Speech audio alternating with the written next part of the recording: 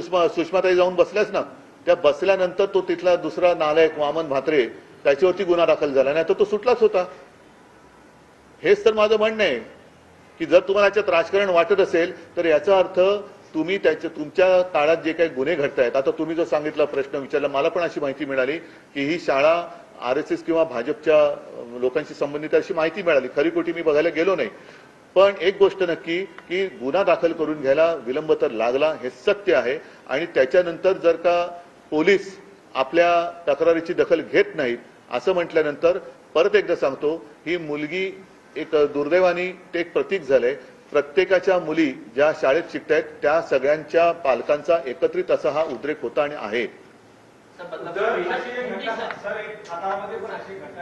पुढे सातारामध्ये घटना घडली आहे की महिला जी आहे ती महिला लहान लहान मुलींना वेश्याव्यवसायात जबरदस्ती ढकलायचे आणि अनेक जे राजकीय लोक आहेत त्या मुलींना तिकडे घेऊन जायचे आणि अशा प्रकारचे पोलिसांनी कारवाई केलेली घटना आहे की सातारा. नाही, काय होतं बघा, मी सगळ्या दृष्ट्या पोलिसांना देत नाही, पण त्यांच्यावरती दबाव आणणारे लोक हे गुन्हेगार आहेत आणि त्या दबावाला बळी पडणारे पोलीस हे सुद्धा गुन्हेगार आहेत.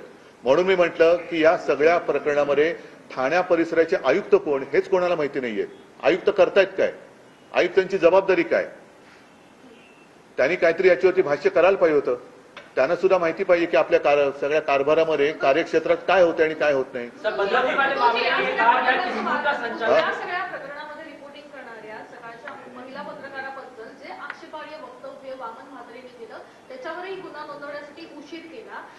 आंदोलन करावं लागलं,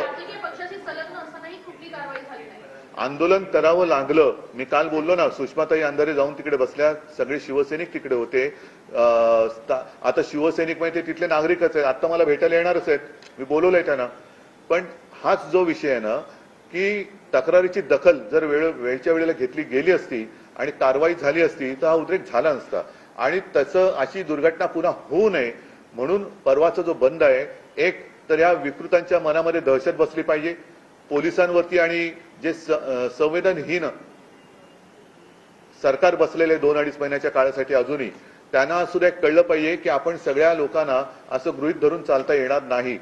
आणि परत एकदा सांगतो की रक्षाबंधनाच्या दिवशी म्हणजे राखी पौर्णिमा, हे घटनाबाह्य मुख्यमंत्री कुठे होते ते काढा.